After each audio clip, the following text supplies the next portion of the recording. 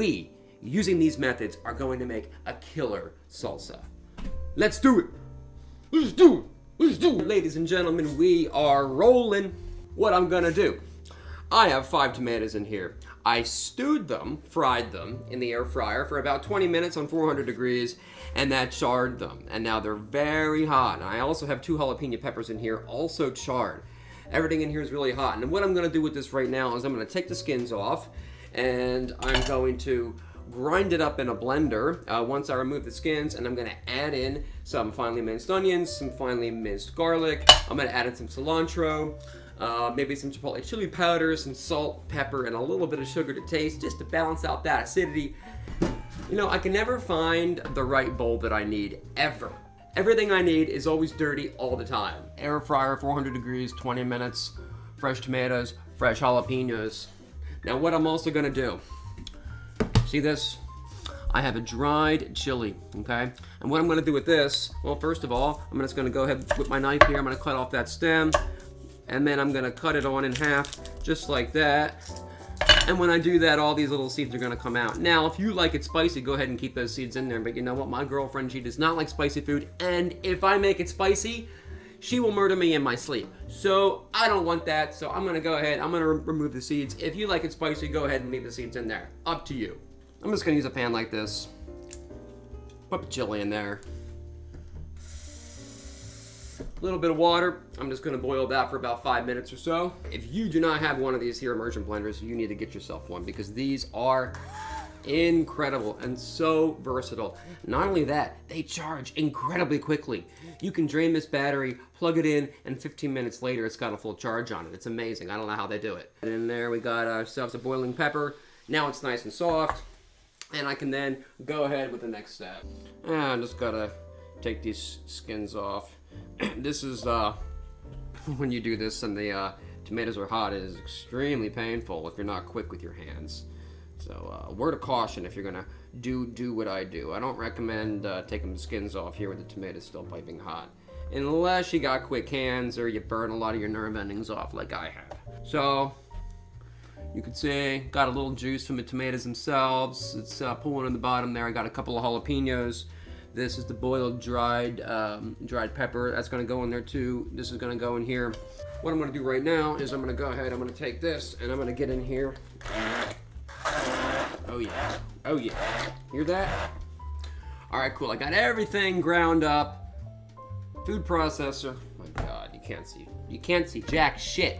You can't see jack. What I'm gonna do now is just clean up a little bit here.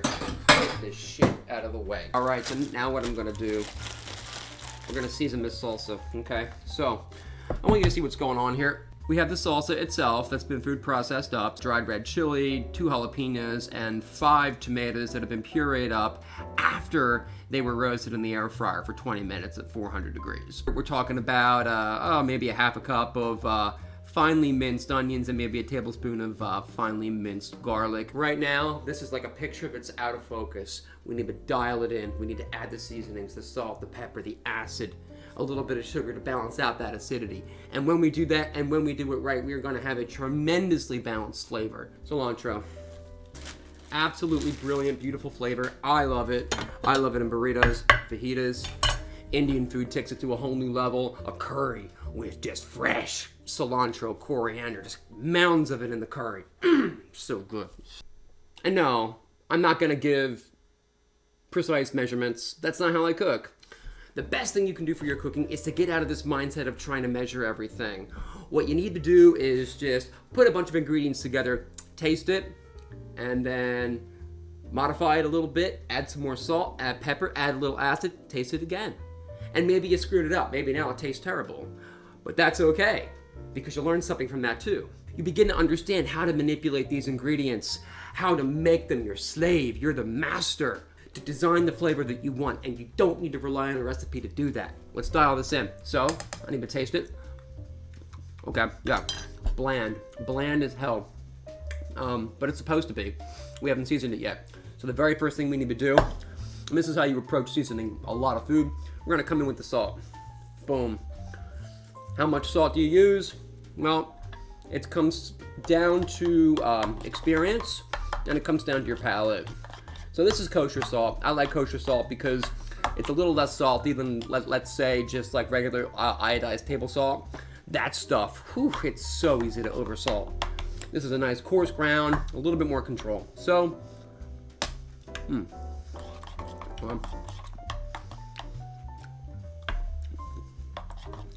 okay, so the salt's pretty good.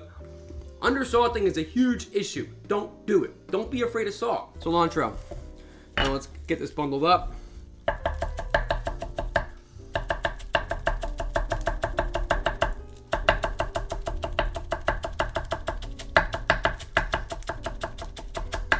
How much cilantro, you ask? However much you want. So, I like a lot of cilantro, so I'm gonna put a lot in. But if you're not sure, just start with a little bit.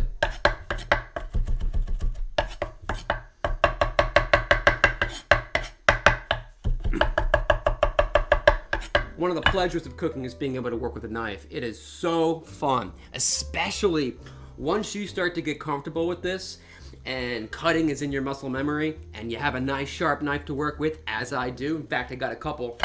It is just such an absolute pleasure. In with the cilantro. Good food comes from a chef that tastes his food, okay?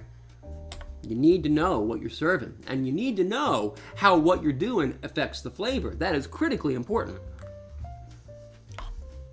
Yeah. That's nice. It's flat though.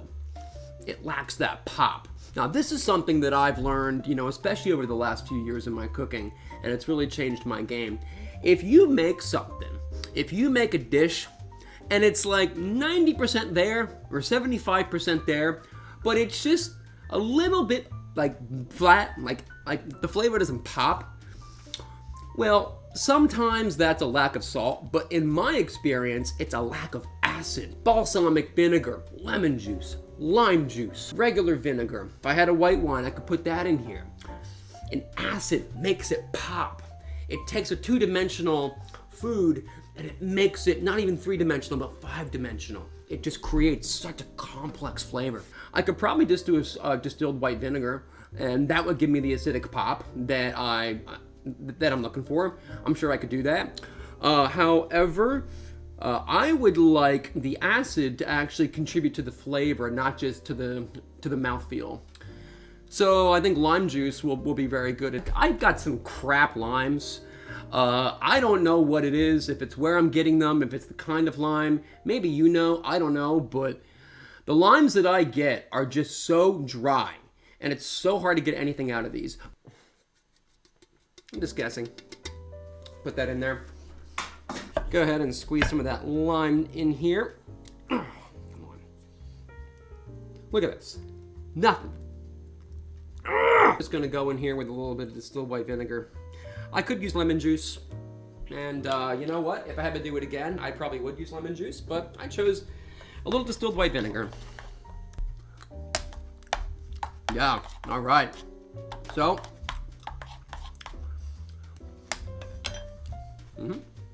yep, a little more salt now.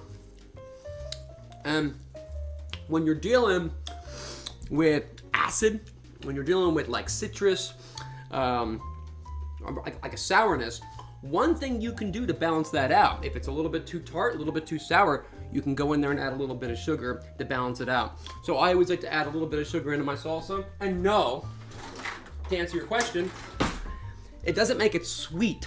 That's not what it does in this context. It simply takes the bite out of the sour, and it just makes the flavor more focused. So probably about, a teaspoon. I'm gonna go in with that. And also, this is something that I never saw anyone do this, but this is something I did last night when I made salsa, and it was delicious. So, just a little chipotle chili powder. How much, you ask? Well, how much do you want to put in? To what extent do you want it to taste like chipotle chilies? So, what I found with this stuff, though, is a little bit goes a long way.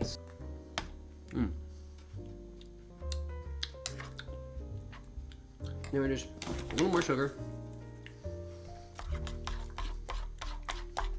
It's really all about this step. The more you cook a single dish, the less you have to, like, you know, go back and taste and then, you know, test and retest. I'm actually pretty new to making salsa, so I'm still kind of learning that balance. Yeah, that's nice. Yep. We roasted the tomatoes. We roasted the jalapenos. We boiled the dried red chili. All that got ground up. And we chopped some fresh cilantro in here. We put salt in to taste. We put some sugar in. We did some lime zest and a little bit of lime juice as acid. And then I added just a little distilled white vinegar to increase the acid further. And then I just added sugar to balance it out. So now we have a very, very focused flavor. Absolutely delicious. What'll I do with this, you ask? Well, I'm glad you asked. So these are some chicken fajitas I made last night, and I made a ton, so there's quite a bit left over. A little bit of olive oil in there. Look, just like a streak. And now I'll just throw it in my air fryer.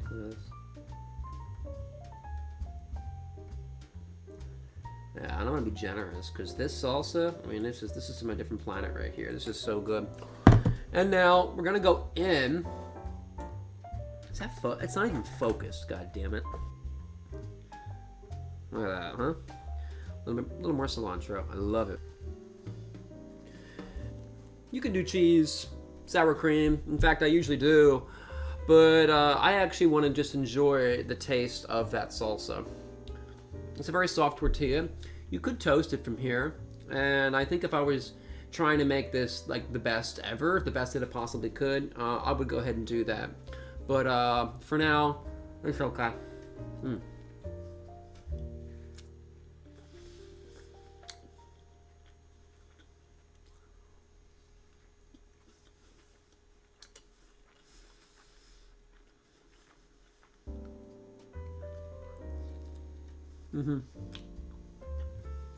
Well,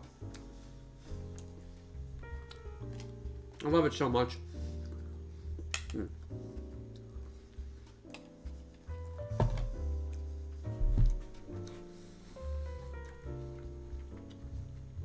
It's so delicious. It's so good. There's no greater feeling than to be able to produce food like this that tastes this good.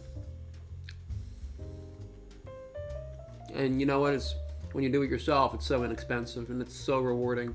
Especially if you make this for people, if you make this for friends, family, the look on their face when they taste it for the first time. Unless you're a psycho like me and you cook every single day, most people don't. And most people don't experience fresh, really fresh, made from scratch food. Not just fresh and made from scratch, but appropriately seasoned, expertly seasoned. Most people don't experience that aside from, you know, going to nice restaurants. And it's actually not hard to learn how to do it. You just have to, well, be aware that that knowledge exists and then be motivated to acquire that knowledge. And, you know, not just acquire it, but to practice it, to practice utilizing it. And so, you know, I'm not bragging or anything. I'm simply a guy that just finds it fun and is quite motivated to learn the proper techniques. But if you have that motivation, anyone can learn this. If you have taste buds and 2 hands and a brain, you can, and a little bit of time, you can learn to make incredible food. And it's a journey just like anything else. It doesn't happen overnight, you know. And but also, would you really want it to happen overnight? I mean, maybe. But in my experience, the journey is what it's all about. The journey of getting better at something. And you know, when it comes to the, you know, working in the kitchen, you make a lot of mistakes, you screw a lot of things up, but that's okay. You can play it safe and follow recipes and have a guaranteed, generally mediocre result, or you can be a little avant-garde, step outside the box a little bit and experiment and have fun. And yes, it's riskier to do that, but the more you do it, the more comfortable you get improvising. And that is where true cooking prowess comes from. Anyway, guys, I hope you enjoyed this. You know, I don't typically make videos like this, but it was, you know, kind of interesting. So, yeah. Bye.